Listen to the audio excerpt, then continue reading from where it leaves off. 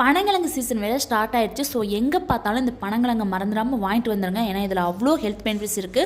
அதுவும் இல்லாமல் இதெல்லாம் எப்பயாவது தான் வந்து கிடைக்கும். ஸோ கண்டிப்பாக வந்து மிஸ் பண்ணாமல் வாங்கிட்டு வாங்க. ஸோ இதை வந்து சில பேர் என்ன பண்ணுவாங்கன்னா அப்படியே வேக வச்சு சாப்பிடுவாங்க. இதோட டேஸ்ட் அப்படியே அவங்களுக்கு பிடிக்கும்.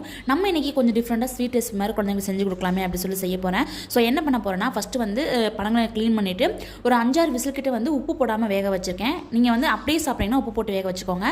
ஸோ இதில் இருக்க நார்லாம் க்ளீன் பண்ணிவிட்டு இந்த மாதிரி மிக்ஸி ஜாரில் போட்டு அரைச்சி எடுத்து வச்சுக்கலாம். இது கூட தேங்காய் துருவல், அதுக்கப்புறம் வந்து கொஞ்சமாக வந்து வெல்லம், அப்படி இல்லைனா வந்து நாட்டு சக்கரை, ஃப்ளேவருக்காக கொஞ்சம் வந்து ஏலக்காய் தூள் ஆட் பண்ணி நல்லா வந்து மிக்ஸ் பண்ணிக்கலாம்.